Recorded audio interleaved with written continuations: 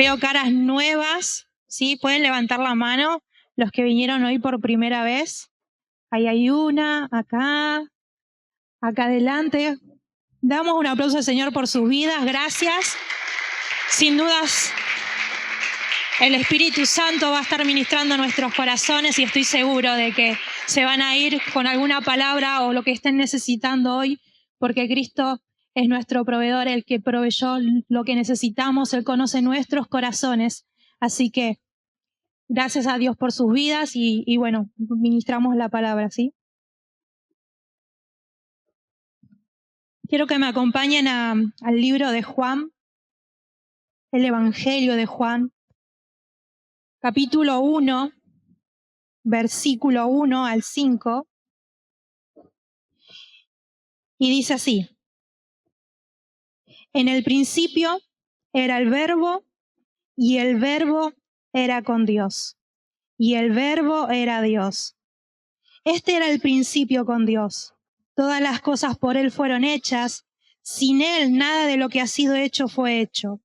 En Él estaba la vida, y la vida era la luz de los hombres. La luz en las tinieblas resplandece, y las tinieblas no prevalecieron contra ella. Me encanta el libro de Juan porque me he introducido en este tiempo y me he encontrado con una profundidad de verdad de Dios como nunca, ¿no? Viendo a Cristo. Y bueno, el título de mi mensaje se llama Cristo es la palabra encarnada, escrita y predicada. No sé si notaron, pero últimamente mis mensajes del centro es Cristo. Y lo que Juan nos va a inducir o nos va a centrar es siempre a Cristo. Cristo es el centro de nuestra vida, Él es nuestra misma vida, ¿sí? Y vamos a ver un poquito más en profundidad lo que les voy a compartir, lo que el Señor ponía en mi corazón, porque la verdad es muy profundo, no creo que pueda compartirles todos, pero le voy a compartir algo de lo que traba mi corazón. Y fíjense que dice, en el principio era el Verbo era con Dios y el Verbo era Dios. La palabra que Juan va a utilizar es la palabra verbo, ¿sí? Que en el griego es la palabra logos, ¿sí? La traducción Nueva Viviente dice, en el principio la palabra. Era Dios, la palabra. Estaba con Dios, ¿sí? La palabra afirma, ¿no? Afirma que en el principio Él estaba. Así que traducido es verbo o palabra. Él lo usa para referirse directamente al Señor Jesucristo, ¿sí? Y me gusta porque cuando estaba meditando en esto y encontré la referencia, decía que Juan utilizaba esta palabra como dar a entender a sus oyentes, en ese tiempo eran los judíos o los griegos que conocían muy bien lo que era la palabra logos, y dice que él decía que es como la palabra hablada o escrita, como aquellas palabras que no se han pronunciado en la mente de alguien, ¿sí? El Cristo es el logo expresado que expresa la mente de Dios. Me encanta, ¿no? Dice, porque él utilizaba este término para enseñarnos de que la misma forma que la palabra hablada o escrita de un hombre nos da a conocer sus pensamientos, de la misma manera el verbo nos declara la mente de Dios. Juan 1:18 dice, a Dios nadie lo vio jamás, pero el unigénito, Hijo de Dios que está en el seno del Padre, Él lo ha dado a conocer. ¿Cómo es que conocemos el corazón de Dios? ¿Cómo conocemos la mente de Dios? ¿Cómo conocemos la naturaleza de Dios? Juan nos está diciendo que el Logos se hizo carne y se manifestó y caminó entre los hombres. El corazón, el pensamiento de Dios manifestado en carne, y nosotros, dice, vimos su gloria, gloria como la del unigénito. El único que pudo expresar con exactitud, con profundidad, fue el Hijo. Nadie vio al Dios jamás, pero Cristo nos lo ha dado a conocer. Amén.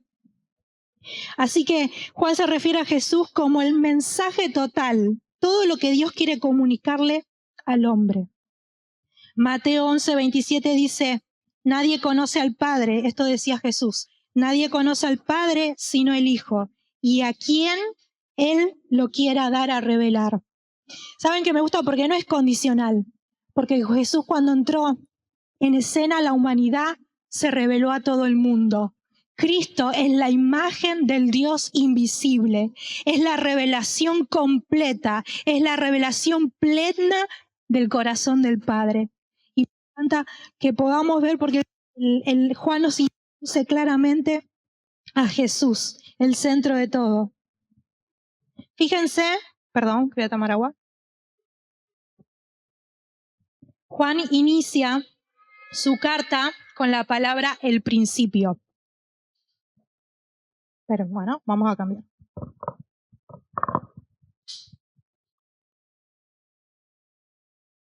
Juan inicia con en el libro de Juan con la palabra el principio. ¿Dónde les suena esto? En Génesis. ¿Qué dice en Génesis? En el principio Dios creó los cielos y la tierra. Ahora, Juan lo que nos está introduciendo, ¿no? En que vayamos al pensamiento de algo mucho más superior. En el principio, antes que los cielos y la tierra, ¿qué me dice? El verbo era. No está hablando de la preexistencia de Cristo. Cristo no es un ser creado, sino que Cristo siempre existió en la eternidad juntamente al Padre. Eso me encanta por ver que Él nos introduce, nos lleva más profundo y nos lleva a la eternidad. Antes que los cielos y la tierra, antes que todo lo que nosotros vemos fuera creado, Cristo existía. Cristo estaba en el Padre y el Padre en el Hijo, ¿sí? Así que dice, Juan lleva nuestro pensamiento aún más allá de la creación para trasladarnos a la eternidad de Dios, ¿sí? En el principio nos está hablando claramente de su eternidad. Era con Dios, nos habla de la comunión con el Padre, ¿sí? Esto da a entender como la expresión de estar cara a cara, teniendo la misma naturaleza de Dios, pero estaba cara a cara con el Padre, ¿sí?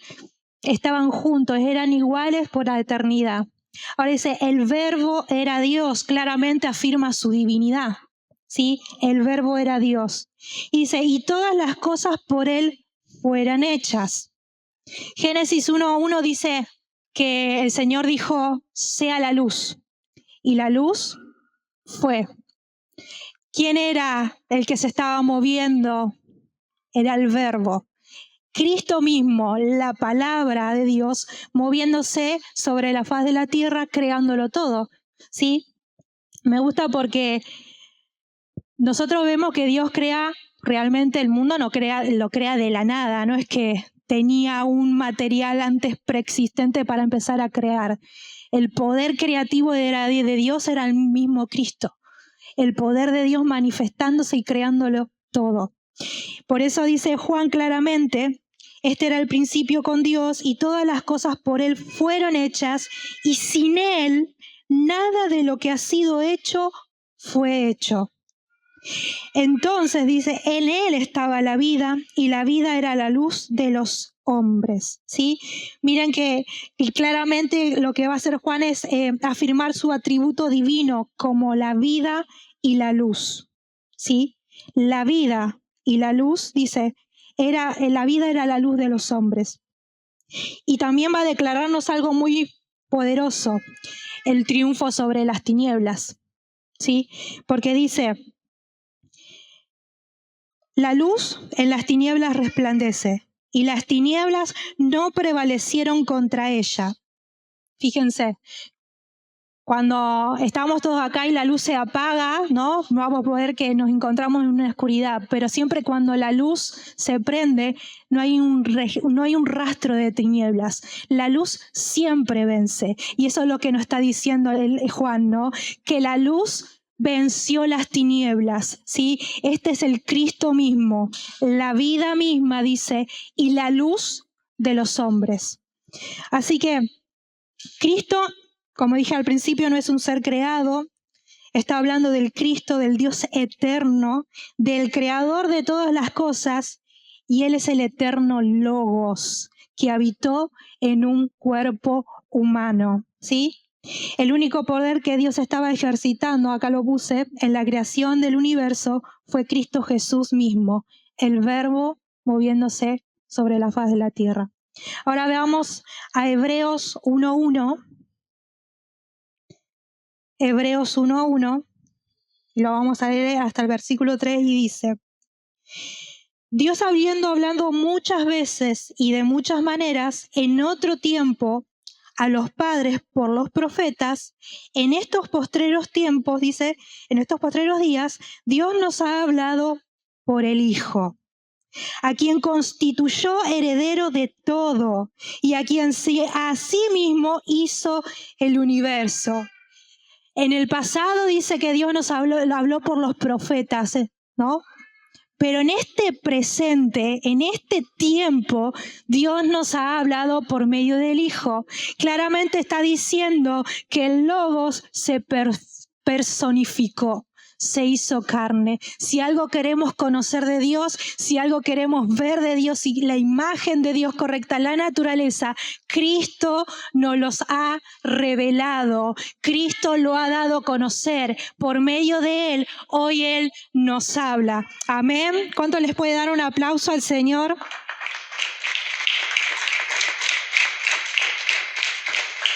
¡Qué hermoso!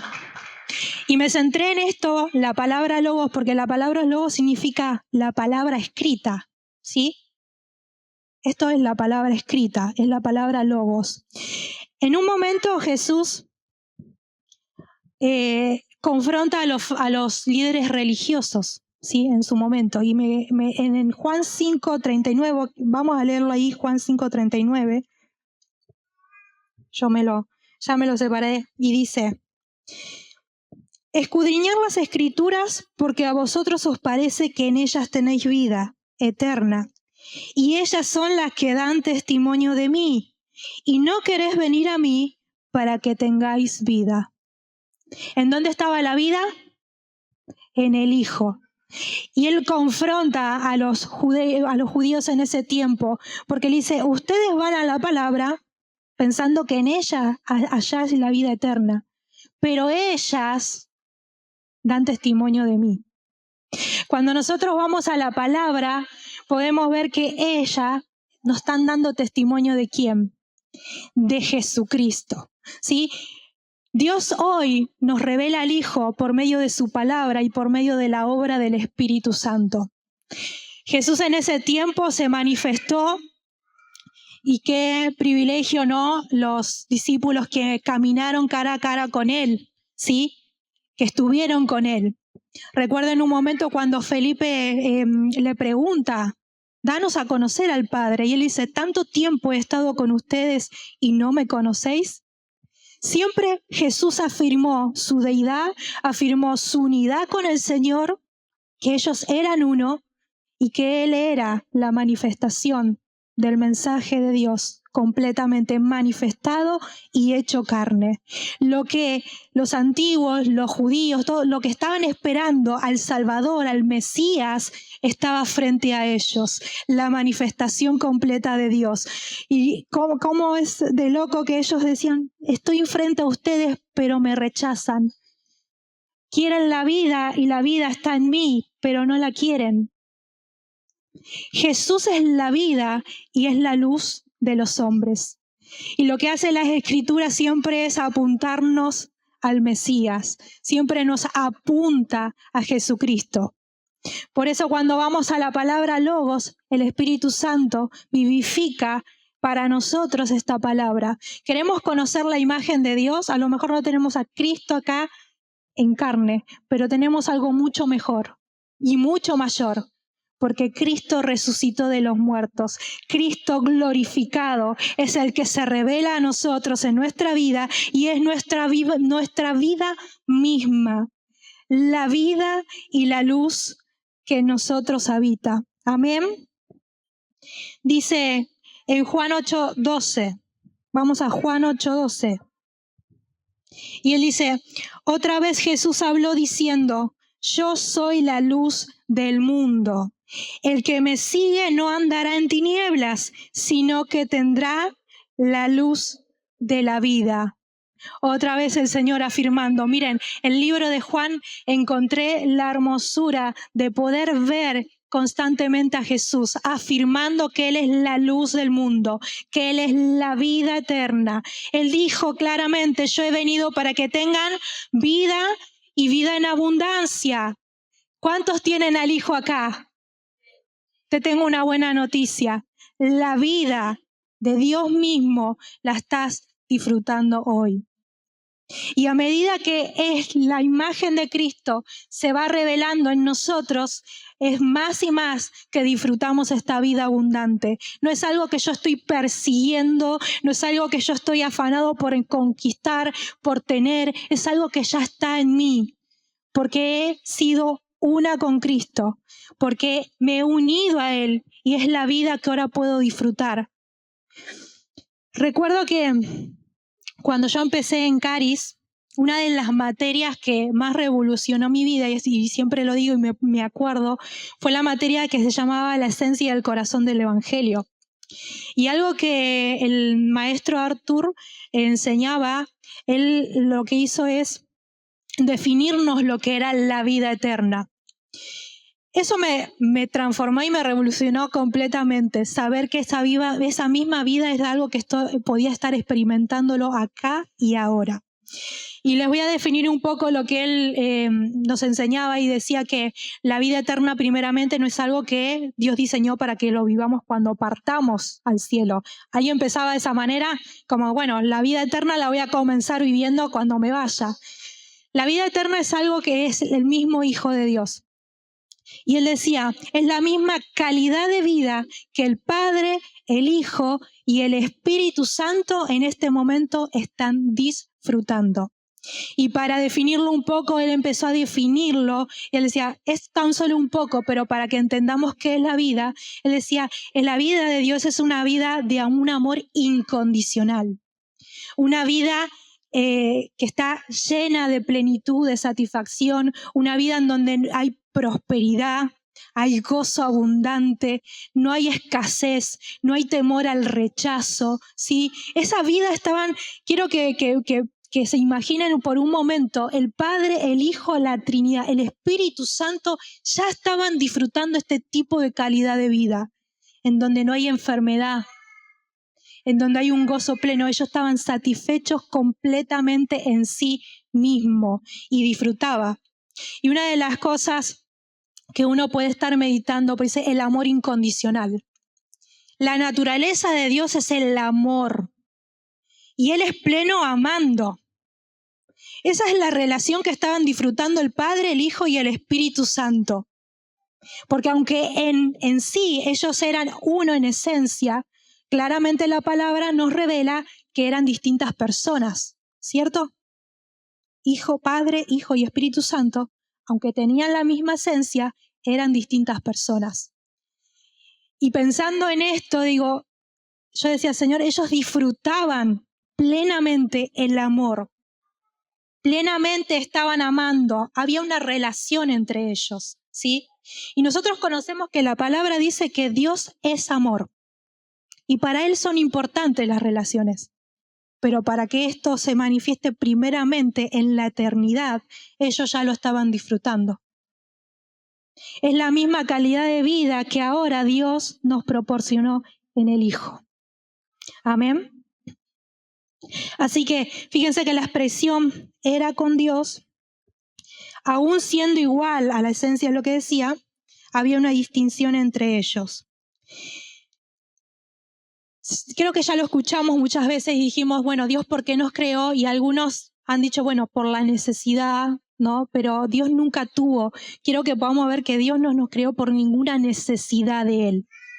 Si ellos estaban disfrutando en la eternidad ese amor plenamente, Dios no nos creó a nosotros por alguna necesidad o porque Él necesitara de nosotros, simplemente por el gozo de amarnos.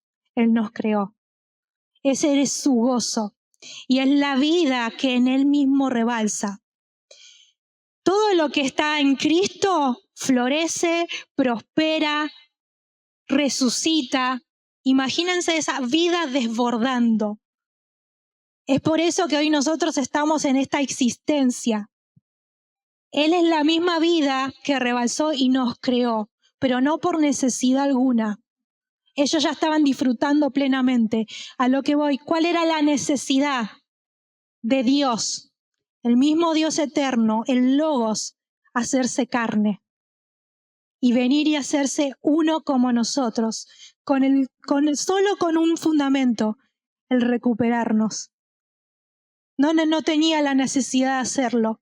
Pero cuando nosotros meditamos en esta verdad y en esta realidad, podemos caer rendidos ante el amor de Dios. Él no necesitaba hacerlo. Él estaba pleno y estaba disfrutando la gloria con su Padre y con el Espíritu Santo. Estaban plenos en relación. Pero vemos al amor manifestándose por el hecho de recuperarnos.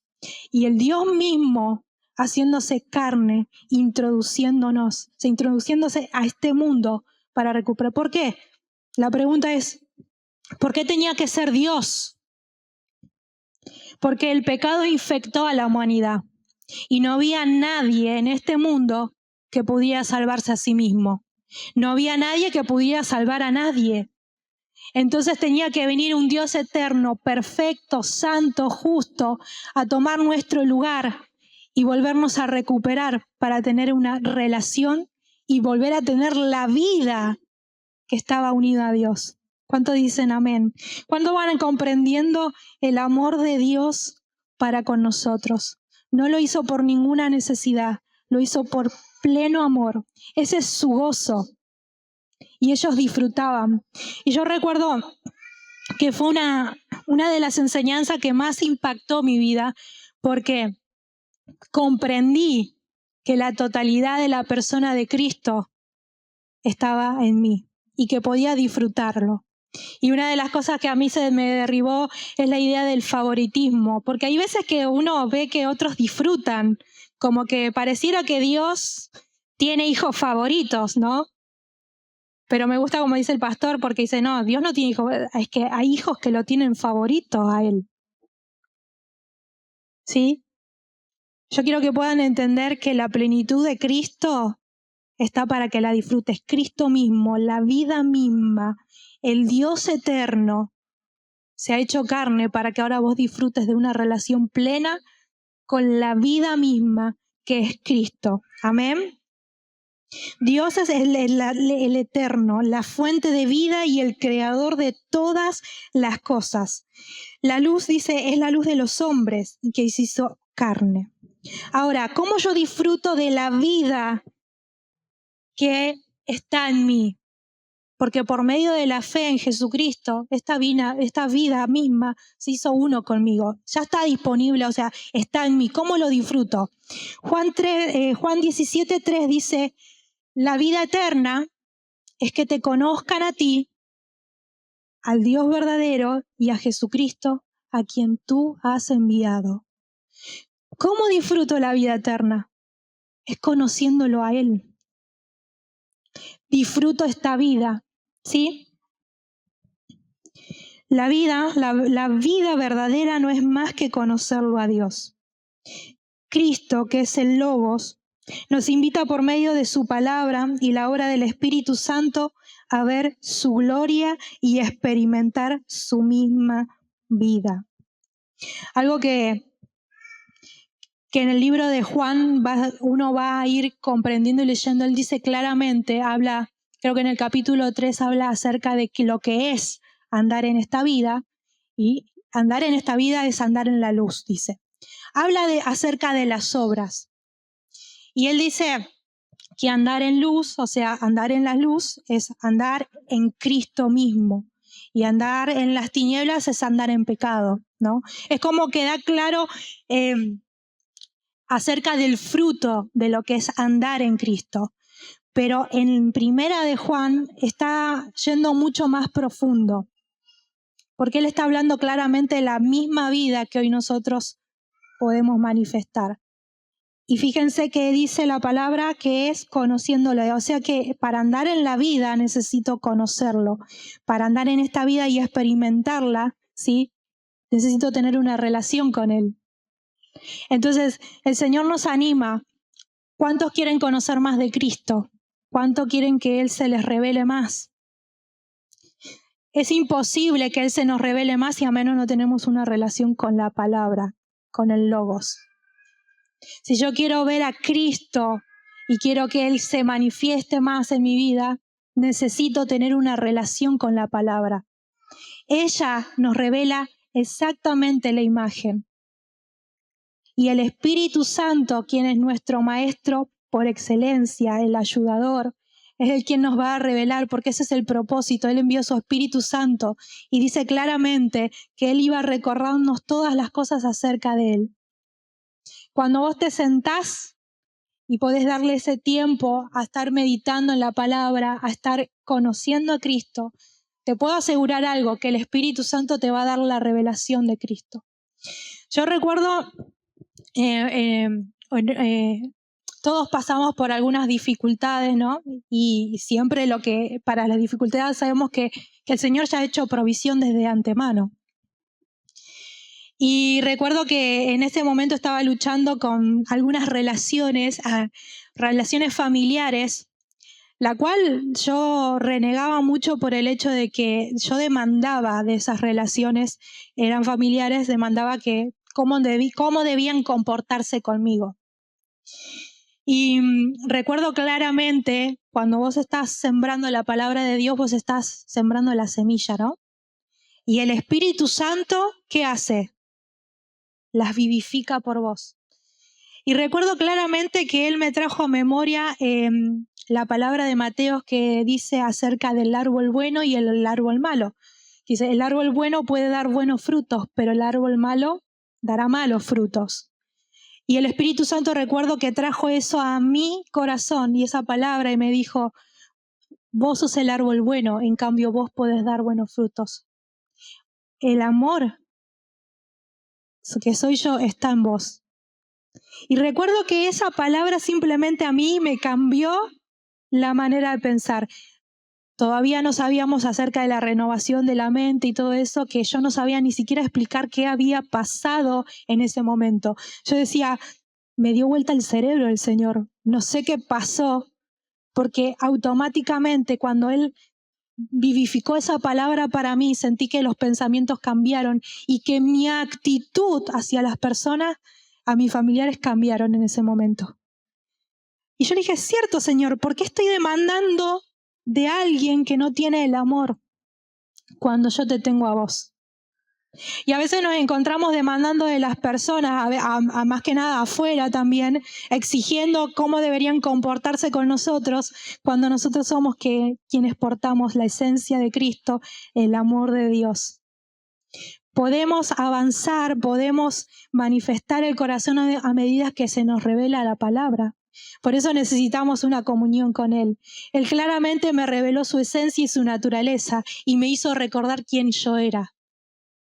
Y ese momento me ayudó muchísimo a poder caminar diferente y a tener una actitud diferente.